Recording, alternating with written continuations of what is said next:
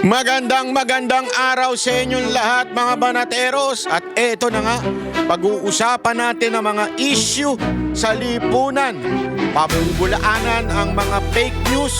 At syempre, pag ang tama naman ay ating pong papalakpakan. Ayun po, maraming salamat.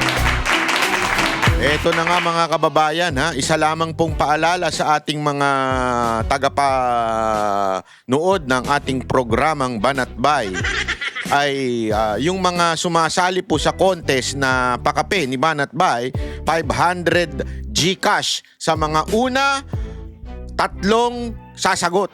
At yung tatlong unang sasagot na yan, pag minessage kayo ni Ann Harot, wag nyo na siyang harutin dahil maharot yan. Pag minessage kayo ni Ann Harot, ibigay na ninyo yung number nyo, yung GCash number nyo, ibig sabihin kayo ay nanalo. At pag kayo ay nanalo, syempre, ipapadala ka agad-agad ni Ann Harot yung 500. Pag hindi niya pinadala agad-agad, meaning mga kababayan, kinurap niya po yun. Gago!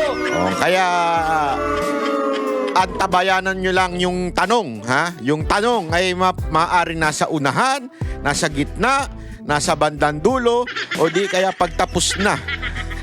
Pagtapos na, paano kayo tatanong yun, pambirang buhay reo. Anyway, eto na nga ho, pag-usapan na natin. Alam mo, tila inabsuelto ni Marcos ang kanyang pinsan. Nako. Gago! Siyempre naman, sabi nga blood is thicker than oil. Blood is thicker than water. Ika nga, ibig sabihin, pag iyong kamag-anak, ay talaga namang iyong poprotektahan, di ba? Baka sabihin ninyo, ako lang ang nagsabi niyan. Abay, pakinggan nun natin mismo yung inyong presidente. Pakinggan nun ninyo mismo ang inyong presidente sa mga tanong ng kanyang media.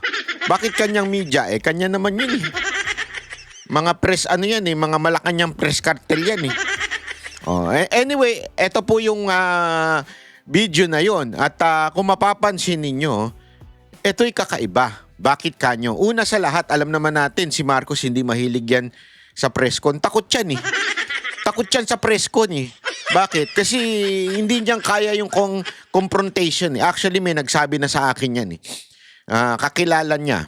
Di umano daw, talagang itong si Marcos, takot ito sa confrontation. Takot daw ito doon sa harap-harapang debate o kaya tanungan dahil natataranta daw ito pag tinanong. Kaya nga 'di ba, mapapansin ninyo noong panahon ng kampanya, hindi humarap yan. At may napabalita pa na humarap lang siya sa isang istasyon na yung isa sa mga host doon na ngayon nasa posisyon na. Gago! Nasa posisyon na ngayon, ibig sabihin in-appoint. Yung tao daw na yun ay nag-feed ng mga tanong sa kanya. Kasi nga, hindi niya masasagot yung mga on the spot. Kung maaalala ninyo, yung panahon ng 2016, yung debate sa Vice President, kumain ng alikabok itong si Marcos kay Cayetano. Maalala nyo nun, di ba? Yung tungkol dun sa issue ng korupsyon. Kumain ng alikabok itong si Marcos. Kaya etong ginawa niyang presscon, ang interpretasyon ko dito, ay ito'y natataranta na ho siya. Bakit kanyo? Kasi sa November 16, 17, and 18 ay may magaganap na paghahatol ng taong bayan. Paghahatol ng taong bayan sa administrasyon ni Marcos. Gago! At dito hahatulan daw siya ng isang malupit na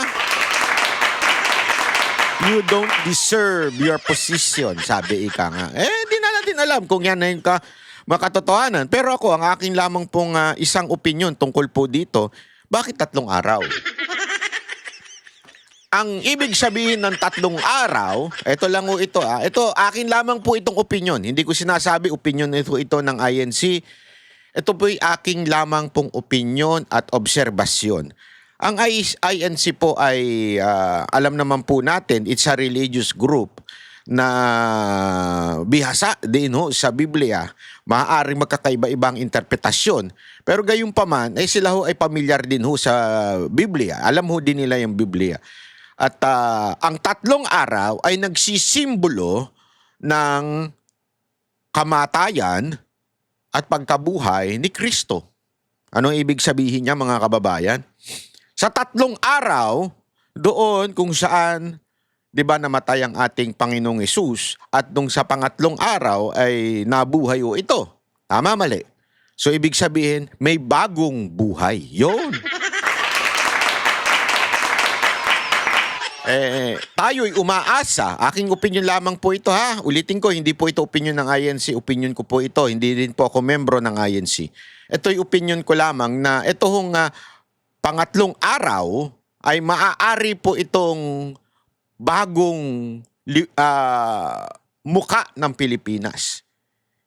Ililibing na ang luma at kailangan na pong ilabas ang bago.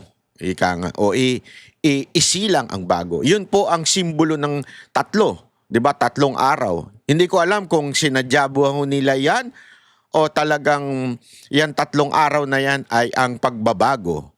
Kasi tandaan natin that humanity sin against the creator of this world, and for that to be reconciled, Jesus has to die for our sins.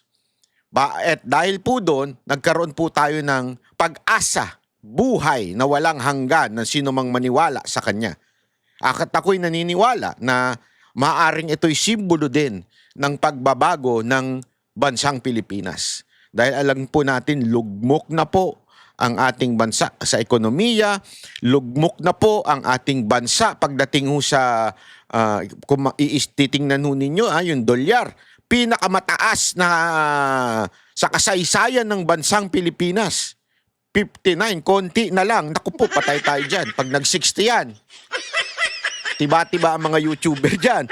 Kasi, alam niyo naman, dolyar ang pasahod ng YouTube. Pag kinonvert mo yan, mataas-taas yan. Yeah? Natutuwa yung mga, hindi ako natutuwa dyan. Kasi may implication din po yan. Even if mataas ang kikitain natin. Halimbawa, tayo may kamag-anak na OFW, maaring mataas nga ang kitain natin, o sabihin malaki yung equivalent ng ating pera sa dolyar na ipapadala sa atin, o kaya naman sa YouTube ipapasahod sa atin, gayunpaman tataas ang presyo ng mga bilihin, lalo na yung mga ini-import. Ang problema, this country is an import country. Totoo naman, di ba? Tayo po yung bansang hindi nakakatayo sa sarili nating ekonomiya. Hindi ho tayo, lagi ho tayo nag-i-import. Therefore, kung nag-i-import tayo, mas mahal na ngayon yung pagbili natin dun sa in-import natin. Di ba ho? Ibig sabihin din po nun, pag mahal natin binili, mahal din ibebenta ng mga negosyante sa atin. So, ang nangyayari dyan, hindi ho, maaring makabawi tayo in a way sa mga malilit na bagay, pero pag tayo ay nag-purchase na, medyo mataas na po ang presyo. Yan ang isang dahilan din kung bakit tumataas ang krudo, tumataas ang mga kung ano-ano pang presyo ng bilihin. Dahil po sa importation na ginagawa ng ating bansa. Dahil nga mataas ang equivalent ng dolyar, ayari tayo. Sa makatuwid, yung pangkalahatan, yung pagtaas ng dolyar, hindi ho yan good news. Bad news po yan, sa totoo lang. At yan po nangyayari sa Pilipinas. At natutuwa naman ako dahil marami nang nagigising mga Pilipino. Sabi nga ho nila, hindi lamang po ito isang sekta. Maaari yung sa iglesia ay meron silang ginawa sa Luneta, pero sa grandstand, gayon pa man, may mga magrarally din ho daw sa iba't ibang lugar. At ang kinagusto ko dito, hindi ho pinamumunuan ito ng mga komunista. Yun ang panalo dyan. Kasi ho, yung rally ng komunista, lalo na yung mga Gen Z na wala namang alam, ay isa lamang naman po ang motibo ng mga yun. Alam naman po natin, lalo na yung mga Gen Z na sumisigaw na, ikulong na yan, mga kulangot, ikulong na yan. Sila ho'y nakikiuso lamang at hindi naman po nila naintindihan ang tunay na nangyayari sa ating bayan. At patuloy na umaagri sila na hayaan ng korupsyon dahil ayaw nilang mapalitan si Marcos dahil nga nandiyan si VP Sara Duterte. So, titiisin na lang nila yung suka na kinakain nila kaysa sa magutom sila. Para ganun yun di ba? titiisin mo yung administrasyon ni Marcos dahil ayaw mo maging presidente si VP Sara Duterte. Tama, mali? Parang ano rin yan, titiisin mo, nakainin mo yung sarili mong suka, ha? At nanamnamin mo pa kasi ayaw mong magutom. Tama, mali? Di ba? Ganun yun eh. So you would settle for less. Di ba? Tandaan nyo, maliho yan, lalo na sa paghahanap ng jowa tsaka asawa. Sometimes you just settle for less. Ano nangyayari? In the long run, iiwan mo yan. O in the long run, magkakabit ka. Kasi you settle for less. Ang inang analogy yun, no? Hayop di ba? Ganun ang mangyayari. Kaya hindi ako naniniwala sa rally ng mga makakaliwa. Yung mga komunistang NPA na yan, hindi ako naniniwala sa rally nila. At yan, isa ay malaking katarantaduhan. At lalong-lalo na yung mga Gen Z na walang alam, na inimpluwensyahan lang nila, mas maniniwala pa ako sa rally sa 16, 17, and 18. At sana, hindi na umabot dun sa rally ng mga makakaliwa. Sana'y magkaroon na ng tunay na pagbabago. Again, in a peaceful and legal way. Ibig sabihin po yung naaayon lamang sa konstitusyon. Ako po ay sumusuporta sa batas, whether it favors me or it favors anyone, as long as it is the law, we must follow. Ayoko ho ng lumalabag sa batas. Dapat po laging nasa batas ang ating gagawin. Kasi hindi magiging magandang halimbawa ang isang bagay kung gagawin mo tong illegal. Bakit to kanyo? Sabi nga ho sa salita ng Diyos, don't pay evil with evil. Something like that. 'Di ba?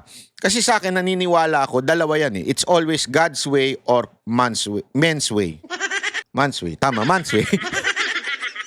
Di ba? Dapat gawin nating tama. Para ang lahat ng bagay, ng pagbabago ay tama. Di ba? Huwag tayong gagawa ng labag sa batas. Dapat po ay tama. At ano po ang tama? That the AFP is the protector of our Constitution. Not of the President, but of the Constitution. And the power of this administration or the power and authority emanates from the people. Okay? Not from the president. From the people. So yun lamang po. Pakinggan po natin itong interview ni Marcos na sa tingin ko ay tila inabsuelto na ang kanyang pinsan. Panoorin natin ni. From Cat? Good morning, Mr. President. Sir, you mentioned in the latter part of your speech na tapos na ang maliligayang araw nyo, hahabulin namin kayo. The nation's question is, why is former Congressman Zaldico's passport not yet canceled? And what is the government doing to actually either convince him or force him to return to the Philippines? Ako, kakabahan na yan si Marcos sa mga ganyan mong tanong. Hindi, sa mga ganyan mong tanong, hindi kaya ni Marcos sagutin yan. Sa totoo lang po, hindi ho niya kayang sagutin yung mga gayang tanong po. Ha? Tuloy. I think that's best directed at the lawyer because it's a legal answer. And the legal answer is because hindi pa nasampahan ang kaso, therefore the request for the cancellation of his passport cannot yet be made. However, when that time comes, we will immediately cancel his passport. Himayin natin yung kanyang sinabi. Sabi niya, it's a legal question that lawyers should be the one answering it. Plus, the legal way is wala pa daw kaso. And until that case is being filed, malabong kansilahin daw ang passport. Sana true, no? Sana Gago! totoo. Pero pagkakalaban mo na, wala na. You can bend the law. Kung ako si ate, dapat sinundan ko ng ganitong tanong eh. Mr. President, how about bending the law? Which your secretary before suggested. Sometimes you have to bend the law. Not break the law, but bend the law. Why not bend the law so that this Zaldico cannot and can no longer run from the accusation filed sa kanya. Diba? Why not bend the law? Akala ko ba weekend bendalo, sabi ng iyong sekretary na isang abogado din. Oh, pangalawang tanong. Why until now there is no case filed against Zaldico? Ang tagal na po niyan. Sabi mo nga diyan sa iyong interview, 3 months na from your zona. At the evidence, sumisigaw na ang ebidensya. Kaliwat kanan na ang sigaw ng ebidensya laban kay Zaldico, and yet, wala pang nafa-file. Bakit wala pang nafa-file? Para hindi makansela ang passport. Gago! Pag hindi makansela ang passport, may chance pa pong kumuha ng ibang passport si Zaldico. Gago! Hindi kasi pag na-cancel na yung passport niyan, pwede na siyang i-deport ng bansa na yun. Di ba? Kasi wala na siyang passport. Inaantay po ba ng administrasyon na ito na magkaroon siya ng passport? Kasi may mga ganyang bansa eh. Hindi i-research ninyo may mga bansang parang nabibili. In a way, hindi siya binibili talagang babayaran mo. Pero parang nabibili kasi pag nag-purchase ka ng bahay o nag-invest ka doon sa lugar na yon, magkakaroon ka ng passport. Pwede yun eh. Sa sobrang yaman. Sa tindi ng salin yan. Sa tindi ng kayamanan ni Zaldico, kahit buong bansa kaya niyang bilhin. Di ba? And yet, bakit ang issue dito ay antagal? You know why, ladies and gentlemen? Mga banateros? Kasi nga, yung time, iyon ang pinaka-essence nung pagkuha ng passport. Ibig sabihin, pagka meron ka ng oras, kakampi mo ngayon ng panahon. Maaari ka nang kumuha ng passport. Kasi, yan na lang yung kalaban mo yung oras Kasi nag-apply ka, hindi naman agad-agad. You have the money, you have the resources, you can do anything, but yung time, hindi mo yan pwedeng paikliin sa ibang bansa. Ibig sabihin, kunwari, ang proseso ng pagkuha ng passport abutin ng 3 months o 6 months, di ba? Sa ibang bansa, hindi mo pwedeng lagyan yun at sabihin mo, oy, dalian nyo yan, bilisan nyo, hindi. May proseso sila doon. I do not know. Ewan ko sa tingin ninyo, mga kababayan, mga banatero, sa tingin nyo ba, yan ang dahilan kung bakit dinidelay ang pag-file ng case against Zaldico? Di ba ho? Hindi. Come to think of it. Shit, may ganun come to think of it I'm not a lawyer, so I'm not the best person to explain it. Ganda siguro, bumaba ka na rin. Hindi ka pala abogado, wala ka palang alam Mantakin mo, no? Sagwa talaga Ako sabi ko nga sa inyo dapat talagang presidente, abogado Ako, dalawa lang ang sa tingin ko. Maaring 1, abogado, or 2, naging chief executive ng LGU, ibig sabihin mayor, di ba? Although ito, naging governor ito, wala nga lang ginawa.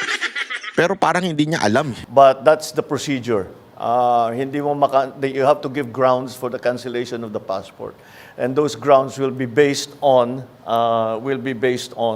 the cases that will be filed against him. Sir, just a Pero maliho yun. Maliho yan. At yan po ay pinaliwanag ni Marcoleta. Napanood ko sa isang programa nila doon sa Saganang Mamamayan. Napanood ko po na isa sa mga basihan ng cancellation ng passport ay national security. And I think, more than anything else, ito'y national security po. Bakit ho kanyo?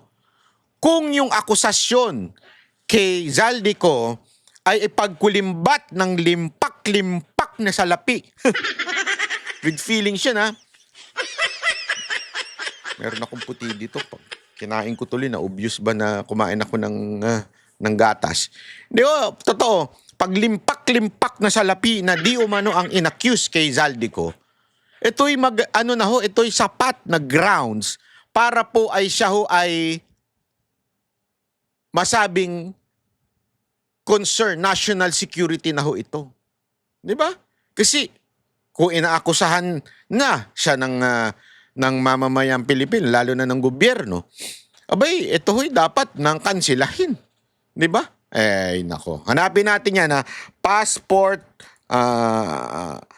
law in PH. National security. Hanapin natin yan. Kasi nakita ko yan, binasa ko yan eh. Ha? Ewan ko kung nagbabasa ito si Marcos eh. Ayan, merong amendments eh. Under RA 10928. Ayan. Ito sabi doon how the passport law protects national security, a screening of applicant DFA must verify identities, citizenship, criminal records, any national security concern. Yon. Sa pagbigay pa lang, kailangan meron ng national security concern. Grounds for denial or cancellation of passport. The DFA can deny, cancel, restrict, or refuse renewal. Isa-isa natin. Deny, cancel, restrict, or refuse renewal.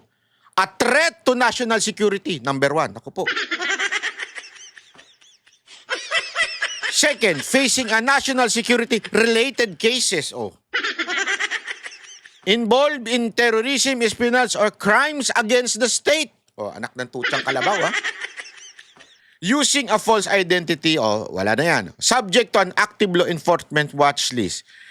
RA 8239, Section 4 and Section 6. The DFA has the power to deny passports on grounds of national security, public safety, or public health. Pwede hong i-deny. Alinaw po niyan eh. Pwede pong i-deny ng DFA. Mr. Marcos, what are you talking about? Did you even read RA 8239 Section 4 and Section 6? I'm not a lawyer, but I know how to read. At wala na hong iba pang interpretasyon dyan sa national security. Di ba? Ito ay national budget ang accusation nyo against Zaldico. Remember, hindi lang po mamamayan ang nag-aakusa.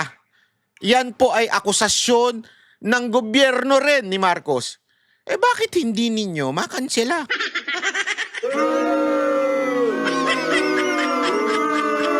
Doon pa lang po, malabo na yung sinasabi ninyo, Mr. Marcos. Sir, just a follow-up question on that point. Sir, how convinced are you that Zaldico is the most guilty in this case, or are you somehow amenable to extending an option for him to become a state witness? I'm sorry, extending? An option for him to become a state witness. That option is always there, except for them who are the most guilty. Eto na. Pwede daw ba na state witness si Zaldico? Depende daw kung pinaka-guilty, di ba? Kung hindi pinaka-guilty. Do you think he is? I don't want. And then pag sinabi ko, sasagutin kita, sasabihin nyo, prejudged. Let the courts do their work. Let the judges do their work. One more point on your presentation. Parang ang talino nung sagot, di ba?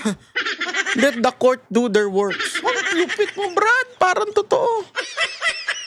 Very obvious, very noticeable po na marami sa mga pangalan binanggit ninyo, DPWH officials, contractors, pero kakaunti, if at all, yung mga nabanggit na legislators who are... Well, no, they're part of the list. May maganda dun sa likod. May maganda dun sa likod. Nakita ninyo? Ha? Dali, ipapakita ko muna sa inyo. May maganda dun sa likod. Ayun, Ayun, presentation. Ayun, Very yung nakaitim obvious, na nakasalamin. Ayun, very yung umatching. God bless you, ma'am. Di ba, may maganda sa likod, Walang iba kung hindi si Ma'am Hana ng SMNI. Yung ang aming bossing. Sana Ma'am Hana kayong nagtanong. Baka duguin ng ilong niyang Marcos na yan pag kayo nagtanong. Malupit yan si Ma'am Hana. Ang lupit ng ano niyan, ng mga tanungan yan. Pag tinatanong niyan, "O Jay, asan ka na? Late ka na." Ang sagot ni Jay, "Ma'am, traffic." "Bakit? Ngayon ka lang ba nakatira sa Pilipinas? Ngayon mo lang nalamang traffic?" Joke lang, Ma'am Hana. Ako lang po yung nagtanong ng gano'n.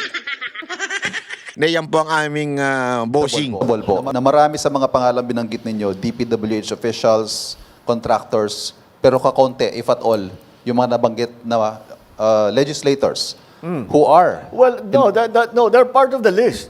We'll give you the complete list. I just didn't go through them because there are like 37 of them. So you'll get, as I said, you'll get a briefer, which will give you more detail on all of the things that I've said today. Is the speaker former speaker included in the list? Diretsuhan na. Naku po, kinabahan ho yung mama. Kinabahan na ho si Marcos, nangingitig daw yung... Munti kang unang sabihin, buti na lang hindi ko nasabi. Buti na lang hindi ko nasabi, kung hindi, yari tayo doon. Talay. Sir? I don't think so because no. The only evidence that has been made against him is in the. Nataranta na siya, hindi niya alam kung paano lulusutan. I don't think so daw na ano si Romualdez. Gago! The only evidence daw ay yung sa Senate lang. Naku po, pabirang buhay rin. Hindi nga siya makasagot ng diretso. in the Senate. So I don't know. No, with the speaker, no. Not as yet. Not as yet. If something else comes out, then he might have to be answerable for something. So, again, we don't file cases for optics. We file cases to put people in jail. Parang totoo, no? Parang totoo. Or to make people answer. I know that there are many suggestions of who else we should file cases against. Well, we're fine with that. Provide us the evidence and we will file cases against them. Kaya sinabi ko, napakahalaga yung sumbong sa Pangulo dahil marami kaming nakukuhang impormasyon dyan. So, pagpatuloy ninyo yung inyong pagsumbong. At bigyan nyo kami ng lahat ng ebidensya na meron kayo para magamit natin. Alam mo, bakit matapang na sinasabi ni Marcos ito? Alam niyo kung bakit? Kasi ang korupsyon, mahirap patunayan yan. Sa totoo lang. Kasi di mo naman binibigyan ng resibo pag nakatanggap eh. Pag diniliver ba yung maleta sa bahay, di umano ni Romualdez according to one of the person na nagsabi nun, yan po ba ay may resibo? Wala. Plus, may balita tayo na magre-recant daw sana naman, hindi Sana naman hindi mag-recant si Gutesa at dalawin ng kanyang konsensya kung siya man po ay may planong mag-recant. Kasi si Senator Amy nagsabi nito. And I hope it's not. Sana hindi totoo. Pag nag-recant po, ay parang kasing planado na dito eh. Dito sa bitawan ni Marcos, parang planado na wala namang ebidensya yung sa Senado lang. Di ang script niyan, kung sakasakaling nag-recant si Gutesa, ang sasabihin niyan, tingnan nyo na, wala namang kinaugnayan si Romualdez kasi nag-recant nga. Tama, mali. Di ba? Ano sa tingin ninyo? Yun ang ano niyan eh. Sa tingin ko, yun ang tutumbukin yung sinasabi niyang yan. Parang kasuhan kahit sino. Wala naman, walang immune dito walang exempted dito sa mga investigasyon na ito. No, so yun, mga kababayan, diyan po mga kababayan, napaka-obvious na mukhang inabsuelto na ni Marcos. Ito si kanyang pinsan. 'Di ba? Hindi man lamang po sana man lang yung neutral lang na if there is, parang ganun ba, yung mga ganung klaseng bitawan. If there is an evidence, then we will file a case against Romualdez. Sana may nga ganun man lang. Eh, parang takot na takot pa ka. Di ba? Para bagang takot na takot pa itong mamang to. Kaya nga ang tanong natin dito, sino ba talaga ang presidente ng Pilipinas? Sino ba talaga namumuno sa Pilipinas? Si Romualdez po ba o kayo, Mr. Marcos? Kasi tila takot na takot kayo. Diba? Tila takot na takot kayo sa inyong pinsan. Hindi, eto tingnan ninyo yung tanong From Cat. Ito. else comes out, then he might have to be answerable for something. So, again, you know, we don't file cases for optics. We file cases to put people in jail or to make people answer. I know that there are many suggestions of who else we should file cases against. Well, we're fine with that. Provide us the evidence and we will file cases against them. Kaya sinabi ko, napakahalaga yung sumbong sa Pangulo. Dahil marami kaming nakukuhang informasyon dyan. So, pagpatuloy ninyo yung inyong pagsumbong. At bigyan nyo kami lahat ng ebidensya na meron kayo. Para magamit natin, para kasuhan kahit sino. Walang immune dito walang exempted dito sa mga investigasyon na ito. Ayun, so mga kababayan, dun pa lamang po obvious na. Yeah? Obvious na yung pagprotekta niya sa kanyang pinsan. Sa pag-absuelto agad-agad. Di ba? Ewan ko hindi naman po siguro tanga ang taong bayan para hindi kaya nga ang ano dito parang ano itong ginagawa ng ICI? Di ba? Don't tell me sa tindi ng korupsyon na ito, walang alam si Romualdez sa ginagawa ng inappoint niya na chairman ng appropriation? If I were you, Zaldico, if you're listening, I know you are.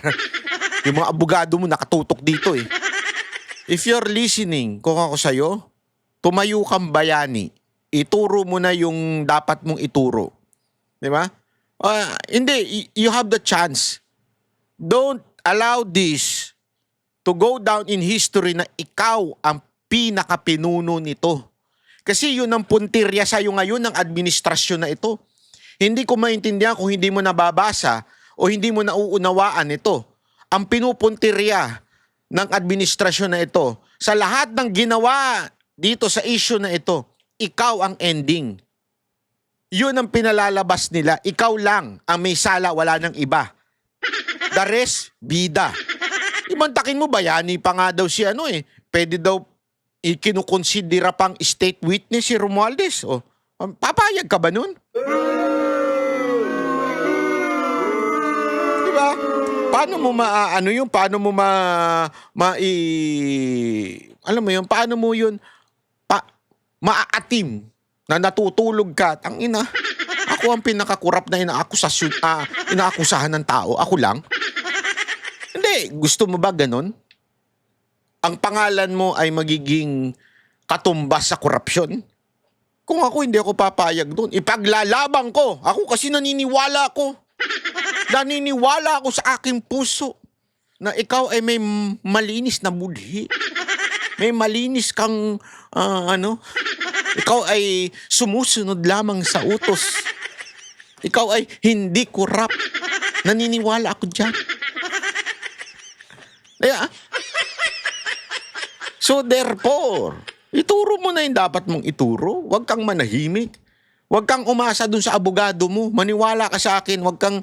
Ang abogado, alam naman natin yan Ang abogado gusto lagi ng hearing yan Gusto lagi niya ng something Kasi tandaan mo, bawat may charge. Tama mali. Dapat hindi tayo ganun. Kaya kailangan maging bayani ka. Sabihin mo na ang katotohanan. Anyway, eto with relationship dito sa matinding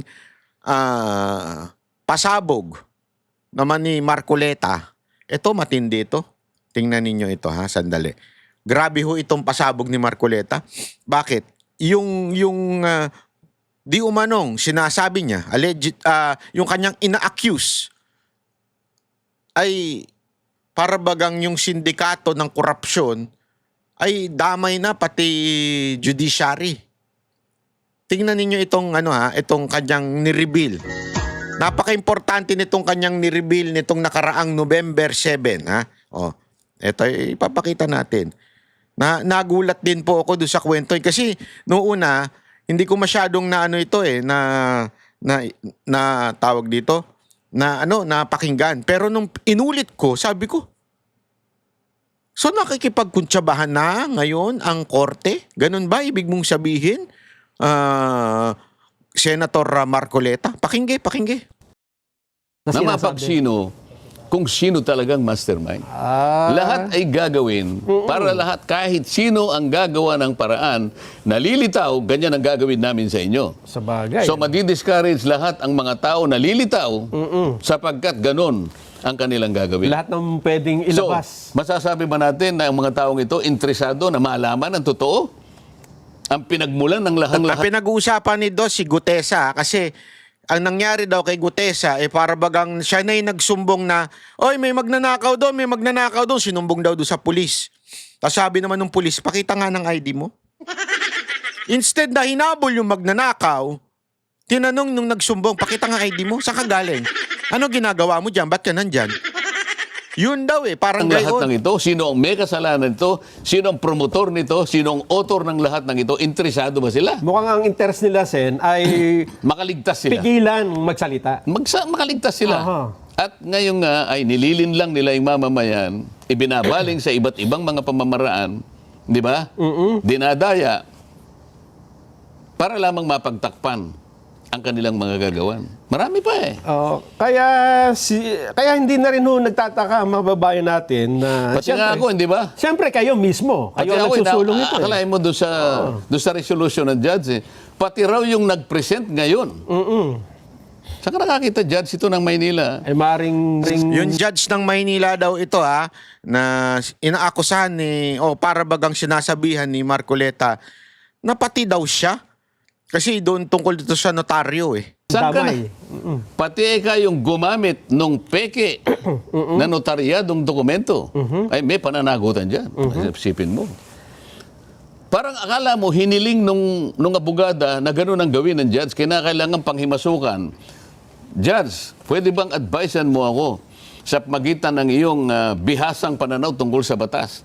Na pati ba yung gumamit na nga ito, may kinalaman. Akala mo merong ganong issue. Alam mo, yung paggagawa ng isang order, depende lang kung ano yung hinihingi ng issue. Ang issue lang, yan bang pirma na yan ay totoo, hindi na kanya. Yun lang. So napatunayan na hindi nga. Dahil nga hindi nga siyang pumipirma talaga. Meron siyang tagapirma. Kagaya ng nangyayarang common practice ngayon. Hindi ang abogadong nandun, maglalagay siya ng sekretarya, isang staff na tagapirma. Sapagkat ito ay naging industry na ito. Common practice. Common practice. Kumikita sila rito 150, 200, hanggang 1,000, depende sa nature ng dokumento. So pati ako ngayon titirahin. Alam mo kung bakit? May kinasangkapan siguro dyan. Nako po, ito na. Pakinggan to O di sabi ko, subukan mo. Para magkaalaman tayo. Kasi parang hindi na-touch yung issue. Kasi ang ginawa nila, kinumpare yung Worth it talagang boto natin dito kay pirma nung abogado dun sa nakapirma sa notaryo. So hindi nga magkatugma dahil hindi nga naman siyang pumipirma. Ang hindi Kinalimutan niya. Ayan, oo. Kinalimutan niya na pumunta ako sa kanya. Ayan, bakit nga ba? Anong hinihiling niyo ba doon? Ako, ang pagpunta ko rito sa iyo, Judge, ay hindi ako interesado sa pirma. Sapagkat alam na alam ko, hindi siya nakapirma dyan, but somebody else signed for her. Yan naman po ang kalakaran. Alam niyo po ninyo yan. Ang gusto ko lang po, bigyan ninyo ako ng sample na ninotoryado niyang mga dokumento para sa ganun, maikumpara ko. Yun lang po yung pinunta ko rito. Kasi kapag nakakita ako ng dokumento na pareho din ng pagkakano yung kung ano yung notarial details nito, pati yung lugar, Aha. lalong-lalo na yung pirma, Oo. kung sino man yung pumipirma na yon, eh, sapat na po sa akin yun eh. Aha. Halimbawa, binigyan niyo ako ng 10 Pag hinihingi lang niya yung mga same, almost same date o same, o yung malapit sa date na yon na kung saan nagpapirma si Gutesa o nagpanotaryo si Gutesa. Hinihingi niya doon sa korte na pahingi din yan. Kasi remember, nalaman ng korte na hindi daw yung notaryo, yung lawyer ang pumirma noon, hindi pirma ng lawyer. So therefore, kinumpare niya doon sa mga ibang pinirsinta sa kanya. Yun yung hinihingi ngayon ni Marcoleta. Di ba? Sample. O Jazz, nakita nyo naman, halos pareho. Again. Sa akin, na-establish na, hindi nga pirma, pero somebody is signing for her. Malinaw ito eh. Aha. Sabi niya, hindi po eh, sa Supreme Court po kayo. Hihingi. O di, okay lang.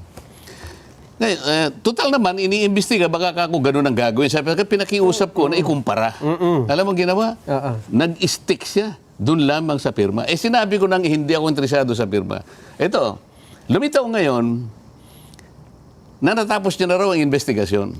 So, sumulat na ako, sabi ko, bigyan mo kami ng kopya. Sabi niya, hindi kita pwedeng bigyan ng kopya because you are not a party to the case. So hindi po kayo kasi ang humihingi. Okay, so hindi raw ako party sa case. Nakalimutan niya, senador ako ng Republika ng Pilipinas Hindi sa ano eh. Ito. at member ako ng Blue Ribbon Committee. Ang sabi niya sa sulat niya, I furnish a copy to the Blue Ribbon Committee. Ayan, yan. Pakinggan nyo ito ha. Matindi ito. Sabi nung abogado, nag-furnish na ako ng copy doon sa Blue Ribbon Committee. At sinabihan niya si Marcoleta na hindi ka part ng respondent or doon sa parbagang party involved. Nakalimutan ata nung judge na si Marcoleta ay part ng committee na yon, yung Blue Ribbon. So, dapat doon pa lang, binigyan na siya. Pero ang nasagot ng judge, kesyo binigay daw niya sa Blue Ribbon. So, tiningnan ngayon ni Marcoleta. So inutusan ko staff ko, pakitingnan mo ka kung nandun na at kumuha ka naman ng kopya. Alam mo, sabi sa Blue Ribbon Committee, wala kaming kopya rito. Yun! Tang-inan yan. Yari, patay kang bata ka. Sino ngayon ang nagsusungaling? Yun ang tanong dyan. Di ba? Sino ngayon ang nagsusungaling? Ha? Sino? Si Marcoleta ba? Blue Ribbon Committee ba? O ang judge? Hindi ko po alam. Ayoko kong humusga. Kasi hindi naman ako judge. So sino ba nagsasabi ng totoo dito? Bakit parang inililigaw na naman yung mga tao? Mukhang nabigyan lang yung chairman, Sen. O di ba? O ang ginawa ko ganito. Sumulat ako sa Korte Suprema. Ayan na. Bigyan ninyo ako ng humingi po ako ng kopya, kahit na sample po, kahit na tigtatatlong samples lang sa loob ng isang buwan, magmula nung Enero, Pebrero, Marso, Abril, Mayo, Hunyo, Hulyo, hanggang Agosto. 3 copies each. Sample. Ng notaryo ni... Naninotaryo nitong... ginrant ng ano? Ganun. Ginrant ng Supreme Court. Sabihin. Ayan, so, tumakbo sa Supreme Court, which is that's the right thing to do. Yeah, tumakbo siya sa Supreme Court. Para ano? Sabi ng Supreme Court, go, i-grant yan. Sabihin, pumayag daw ang Supreme Court according to Marcoleta. Notwithstanding that this case has already been resolved by the blah, blah, blah, that considering that the request is legitimate, your request is granted. O di ngayon, pinapunta ko ngayon ang aking abogado. 3 sila dahil marami yun eh. Voluminous. Para makatulong na kayo kung ganyan, na kayo na yung humanap. Tumingin. Tulungan nyo na yung clerk of court. Ade punta naman nung Lunes, pumunta yung mga... Alam mo, sagot. Sabi ng clerk of court, ma'am, hindi po kayo pwedeng kumuha ng sample. Ito yung gano'n surprise. Bakit? Bakit? Sabi na ng Supreme Court, okay bakit ayaw niyang pumayag? Abay, mas mataas pa pala. May mas mataas pa pala sa Supreme Court? Yan yung the Supreme Court? Bakit gayon? Di ba? Supreme Court. eh. Opo, pero kasi po, sabi ni Executive Judge. Na naman. Sabi ni Executive Judge, siya ang magdidesisyon kung anong kopyang ibibigay sa amin. Ha?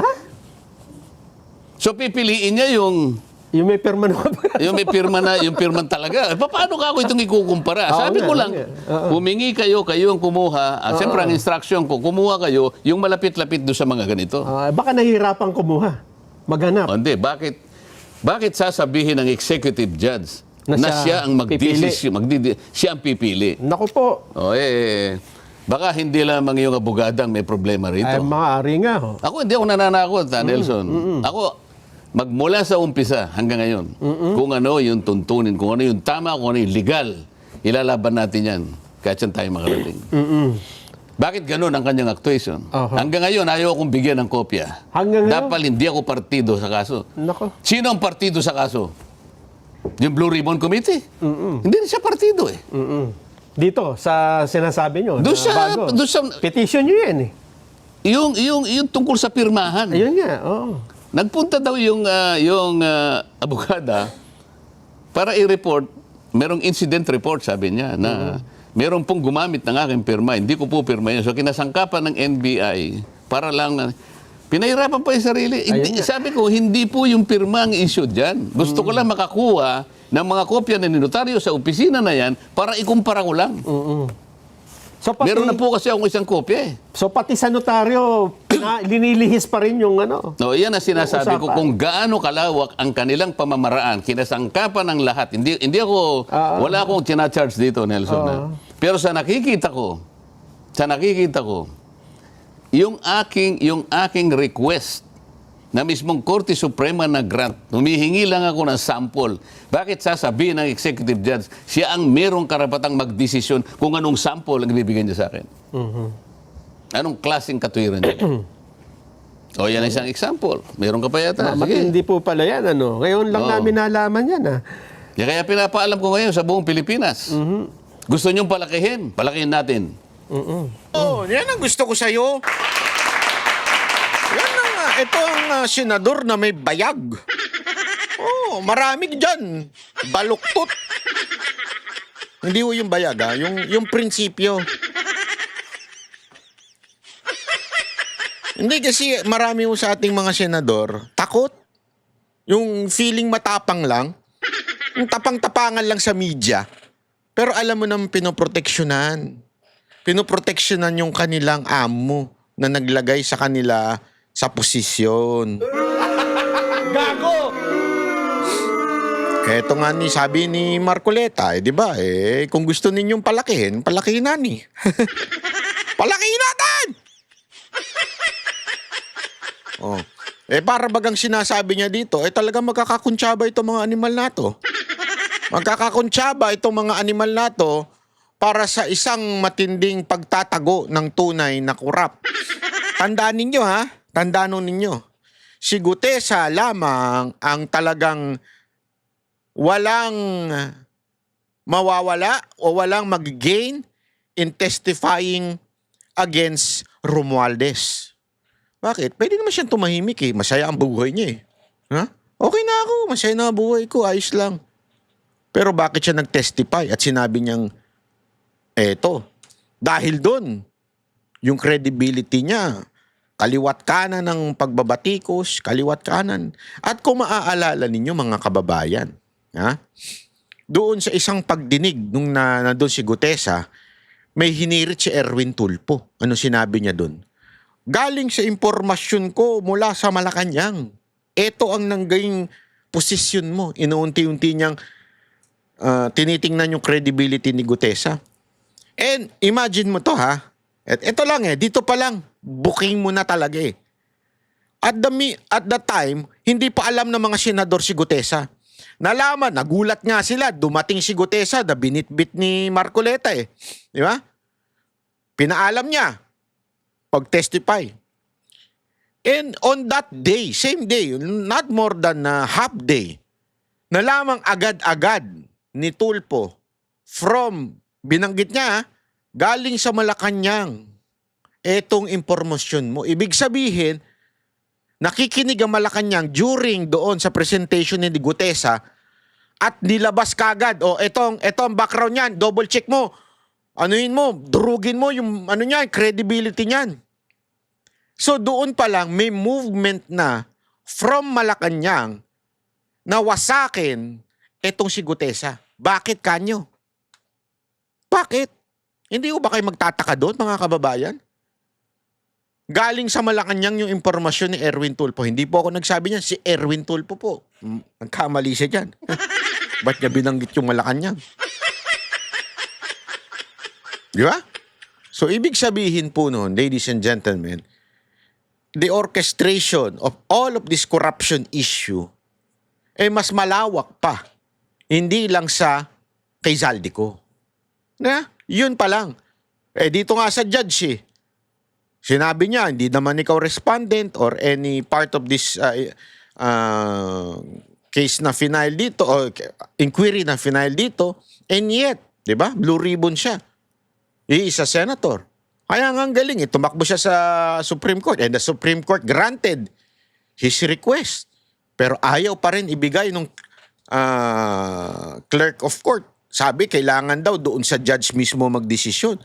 So yung judge, wala. Ayaw talagang ibigay. Yun ang sinabi ni Marcoleta. Senator Marcoleta, ako may tanong lang. Ito'y tanong ko lang bilang mamamayan. Papayag ba kayo dyan? Alam ko, hindi kayo papayag. Hindi kayo magpapapayag, nahahayaan lamang ninyo yung ganyan na para bagang minamata kayo nung judge na parang wala kang karapatan. Sino ka ba? Parang ganun ang dating Di ba? Kahit nakakuha ka ng permission sa Supreme Court, wala kaming pakialam. Ibig sabihin, abay, tila yung judge ata parang merong backer na mataas.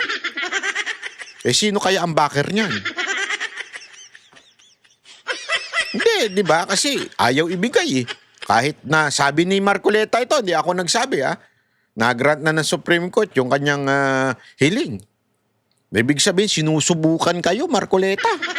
Hindi ako, sa tingin ko, hindi kayo, ako lang sa pananaw ko kay Senator Marcoleta, hindi ito patitinag. Hindi ito patitinag.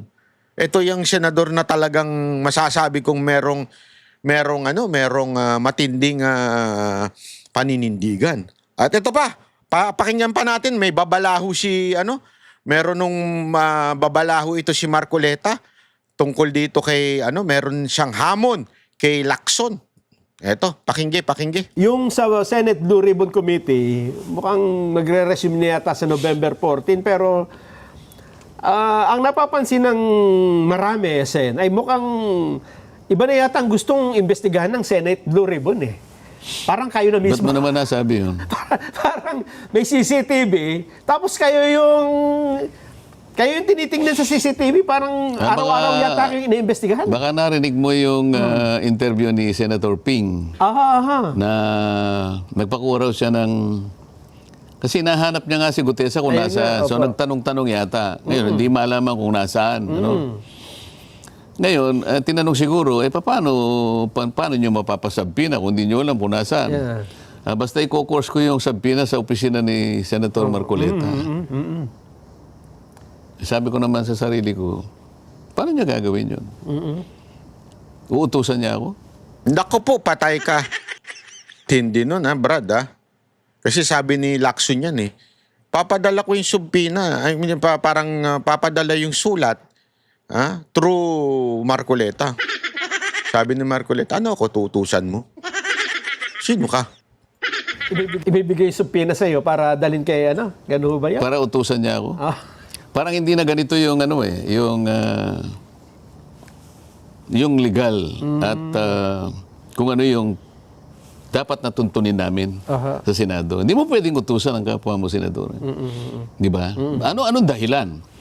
At anong authority niya? Kailangan nakabase lahat sa tuntunin, sa katwiran, sa batas. Bakit? Ako bang may custody kay Gutesa? Hindi nga. Dinala lang sa iyo. Kaya tatanungin ko siya, bakit mo ginor sa akin ito? Iniinsulto mo ba ako? Kung ayaw niyang makarinig ng ganun, kaya ko lang naman sinasabi, parang insulto naman sa akin yun. Ba't mo i-course sa akin? Sino ka ba? Oo nga. Ay, patay. Lacson, sino ka ba? Sabi ba naman ni Marcoleta, Lacson, sino ka ba? Di ba? Anong dahilan? At anong authority niya? Aha. Kailangan nakabase lahat sa tuntunin, sa katwiran, sa batas. Bakit? Ako bang may custody kay Gutesa? Hindi nga, dinala lang sa Kaya inyo. tatanungin ko siya, bakit mo ginor sa akin ito? Iniinsulto mo ba ako? Kung ayaw niyang makarinig ng ganun, kaya ko lang naman sinasabi, parang insulto naman sa akin yun. Ba't mo i-call sa akin? Sino ka ba? Sino ka ba, yo? First of all, Yun eh. Sino ka ba? Diba? Sino ka ba, Lacson? Hindi kasi, tama naman eh. Ang dating nun, para bagang, tinatago ko? Ano ko si, yung mahilig magtago ng witness, yung kinokondo pa. Parang ganun kasi ang dating eh. Oh. Kaya nga sabi ni Marcoleta, sino ka ba? Oh. Nasaan ang authority? Bakit mo sa akin i-course? Tsaka bakit pa CCTV ka? CCTV, oh. Sabi, dapat daw ay hindi ako onion skin. Hindi ako onion skin. Pero tinatanong ko, tama ba yung ginagawa mo? Ba't kinakailangan kunin mo yung CCTV nang dumating si Gutesa sa aking opisina? Kinunan pa niyo kung anong oras eh. At kung sino yung sumundo, alam ka naman pasusundo ko yung hindi ko kilalang tao o sunduin mo, merong isang taong nagngangalang ganito, nangako siya na pupunta rito, tingnan mo kung makakarating, kung hindi, wala tayong magagawa. Nagkataon naman, dumating. So dumating daw at dinala sa aking opisina. Kanina pupunta yung tao, hindi ka akong kausap. Nini-expect ba niya na sa kanya pupunta? So tatanungin ko lang sa kanya, is there anything surreptitious or criminal? So ibig ba sabihin, under surveillance ako sa'yo, sino ka ba?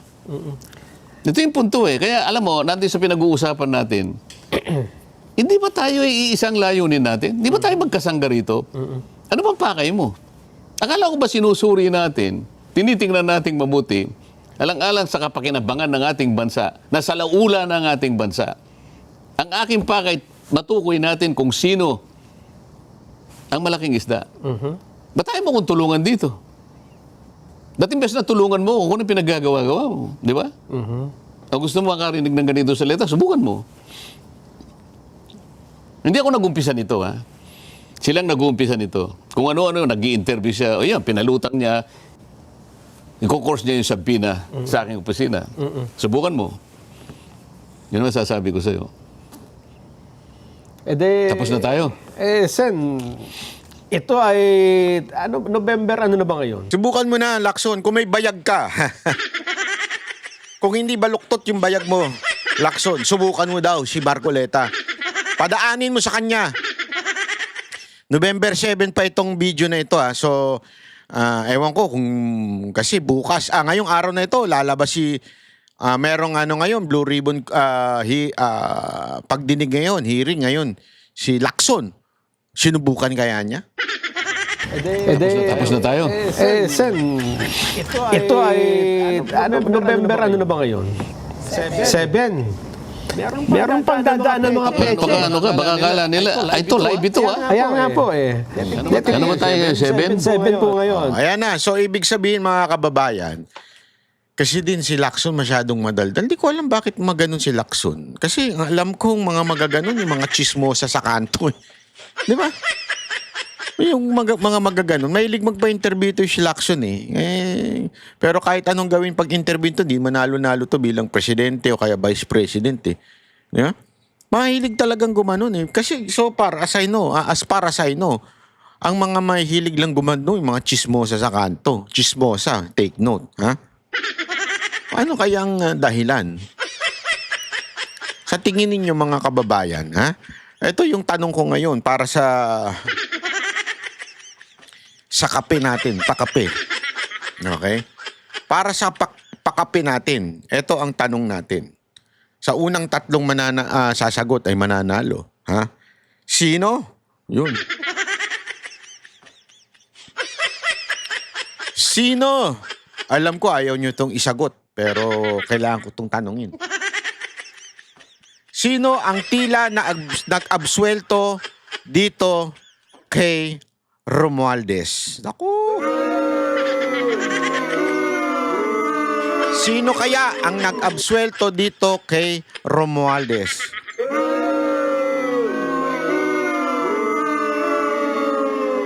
Kayo na ho ang sumagot kung sino sa tingin ninyo ang tila nag-absuelto dito kay Romualdez dahil sa akin lamang po. Sa akin lamang po ito, ha? Ngayon pa lang parang may sagot na di ba? Okay sana kung ating iba yung katanungan, iba yung sagot pero ang sagot wala namang nag-aano sa kanya, nag-i-imply o isa lang naman at tilang parang binaliwala yung isa na yun. Para bagang binaliwala agad-agad. Remember, hindi pa lumalabas, by this time, hindi pa nagre-recant. Yung interview ni Marcos na yun, ay, sandali, sinagot ko rin pala. Bahala na kayo. Unahan na lang kayo mag-type dyan.